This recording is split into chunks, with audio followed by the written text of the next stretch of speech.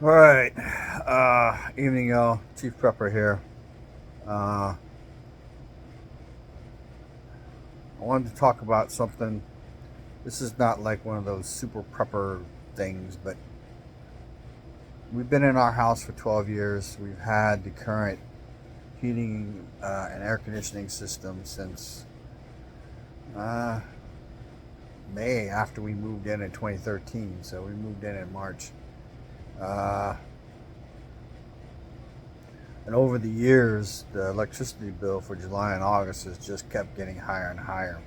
So for like the last 3 years, not counting this year, I've had the house set at 80. I was turning the hot water heater off during the day when my wife was at work, and then uh, put up a clothesline a year and a half, 2 years ago. And when it's possible, because we live in South Central Texas, sometimes it's so humid outside. If you wash clothes and hang them out, they won't dry.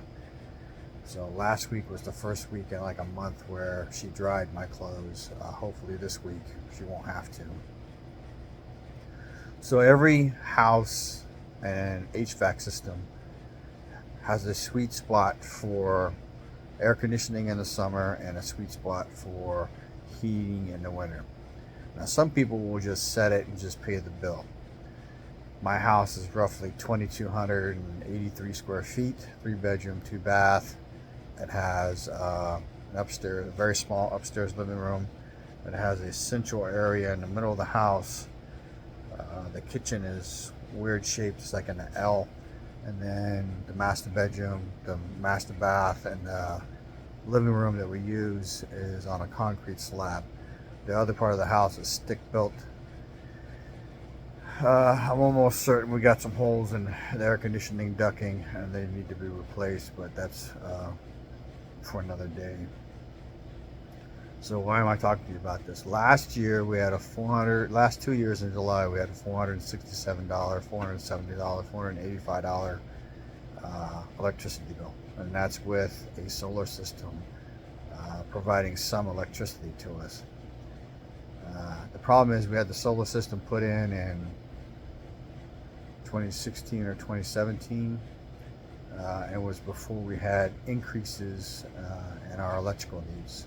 Those increases are 2 deep freezes, and we have a small fridge in the living room that we keep drinks in, so we don't have to go to the kitchen to get it, because that's the longest walk in the house is from the living room to the kitchen. So so forever I was running the house ACs at 80, and then over the last 4 or 5 years I bought room air conditioners, right? And was running them at 76 and the house at 80.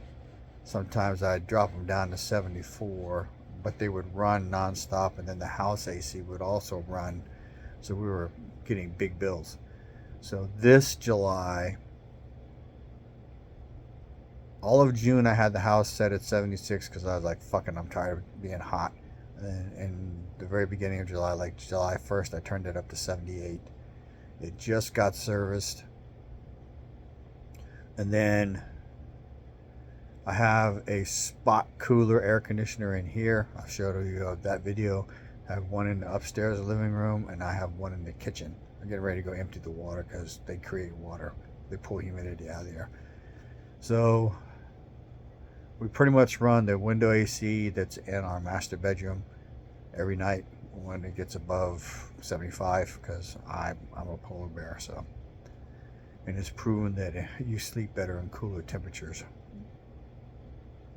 So this year, for the first time in like 4 or 5 years, my July electricity bill was below $400. Now it says we use less electricity, and that's probably because I have not been running the upstairs living room and the living room that I'm sitting in AC all the time.